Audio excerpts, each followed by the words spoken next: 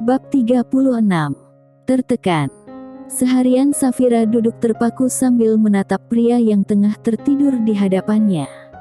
Sesekali ia membasahkan handuk dengan air es lalu ia tempelkan di permukaan dahi pria itu. Safira bahkan mengecek suhu tubuh Leo dengan menggunakan punggung tangannya.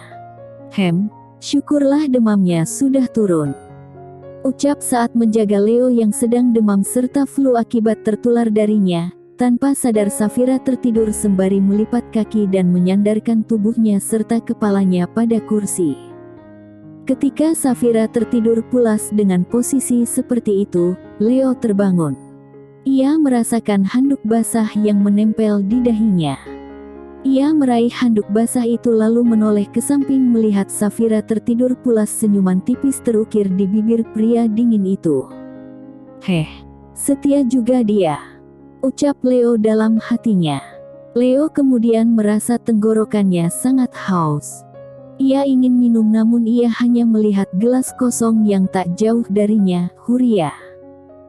Leo mencoba ingin memanggil pelayan di rumahnya, namun karena terserang flu yang cukup parah suara Leo terdengar sangat serak dan tak bisa berteriak keras. Hirem, Huria, seru Leo lagi namun suaranya tetap saja tidak cukup kuat agar terdengar sampai keluar kamar. Safira lantas terbangun ketika ia mendengar suara serak Leo yang sedang memanggil seorang pelayan. Gadis belia itu mengusap wajahnya sekali lalu mendekati Leo yang sedang duduk bersandar di sisi ranjang tidur. Kau butuh sesuatu? Tanya Safira pada Leo. Aku haus, sahutnya. Aku akan ambilkan minum. Tunggu sebentar, kata Safira kemudian berlalu keluar kamar menuju ke dapur untuk mengambil air minum. Tak lama kemudian Safira kembali dengan membawa air minum untuk Leo. Ini minumnya, kata Safira memberikannya pada Leo. Leo meraih gelas itu dan langsung meminumnya sampai habis. Lalu ia memberikan gelas yang sudah kosong itu kembali pada Safira tanpa bicara apapun padanya. Cih, bilang makasih kek, ucap Safira menggerutu kesal sambil memalingkan wajahnya dari Leo. Apa yang baru saja kau katakan itu? Kenapa kau menggerutu dengan suara pelan? Apa kau menggerutu tentangku? Tanya Leo sembari memicingkan kedua matanya mencurigai Safira. Tidak, aku tidak bicara apa-apa tadi, kata Safira tak ingin diomelin sama Leo. Awas saja kalau kau berani menggerutuku, gerutu Leo mengancam Safira. Tok, tok, tok. Safira menghampiri pintu dan membukanya.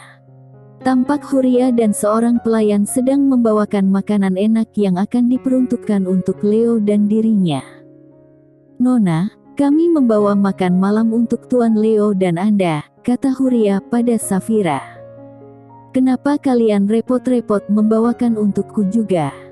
Aku kan bisa turun ke bawah dan makan di ruang makan nanti, kata Safira. Saya pikir lebih baik Anda makan malam bersama Tuan di dalam kamar karena Tuan kan sedang sakit, kata Huria beralasan.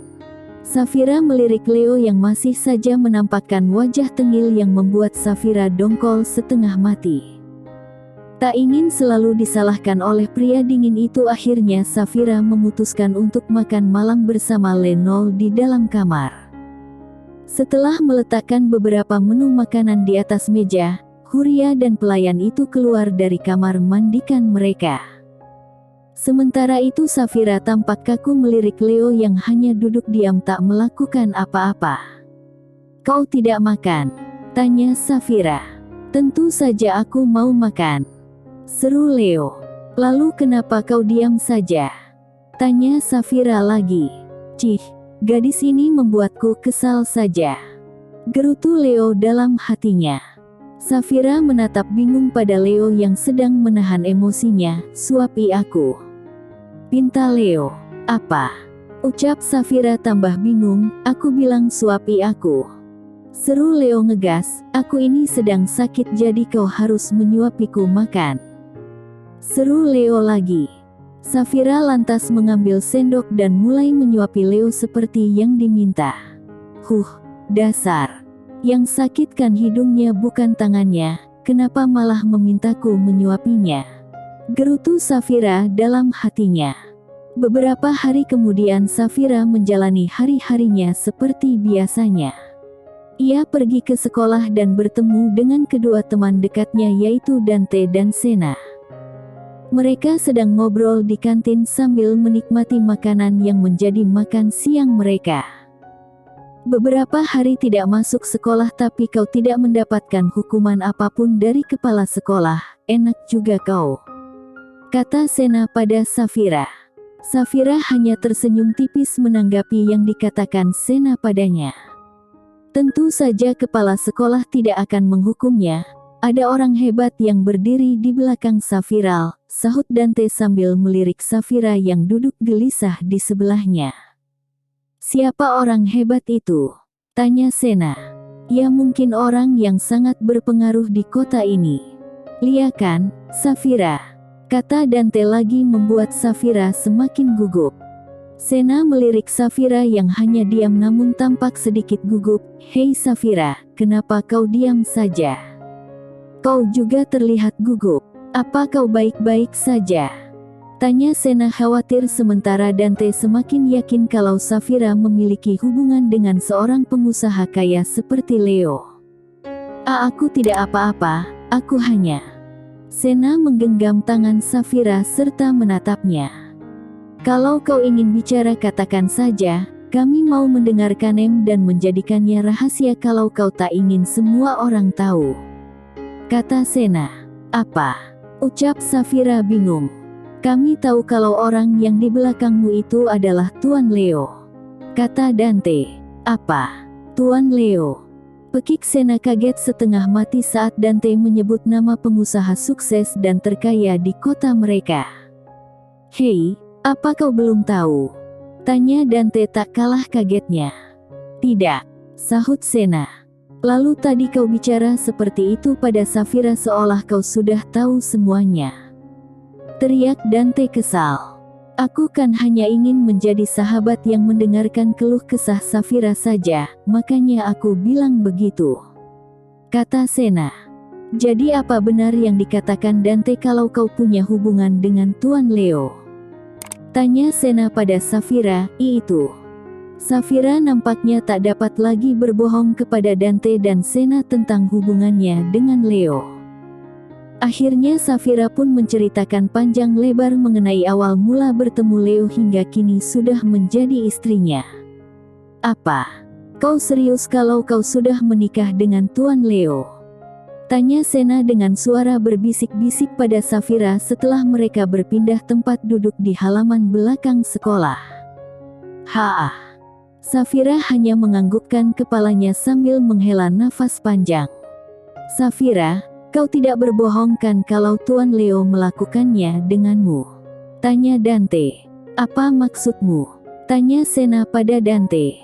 Cih, apa kau lupa rumor yang beredar? Kalau Tuan Leo itu kan impoten. Kata Dante. Benar juga.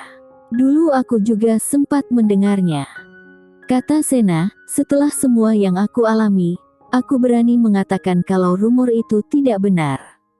Kata Safira. Hehehe, jadi kau dan Tuan Leo sangat sering melakukannya, iya? Wah, Safira ternyata hubungan kalian berdua sangat dekat ya? Kata Dante meledeknya. Dasar bodoh. Tentu saja mereka sering melakukannya. Mereka kan sudah menikah. Seru Sena pada Dante. Lalu tiba-tiba Dante dan Sena mendengar isak tangis Safira. Loh, kau kenapa nangis? Tanya Sena panik. Safira tak menjawab. Ia hanya terus menangis sambil menutupi wajahnya. Mendengar semua cerita Safira mengenai hubungannya dengan Leo, membuat Sena mengerti bahwa Safira sedang berada di bawah tekanan suaminya. Sudah jangan menangis lagi, Safira. Kata Sena kemudian memeluknya.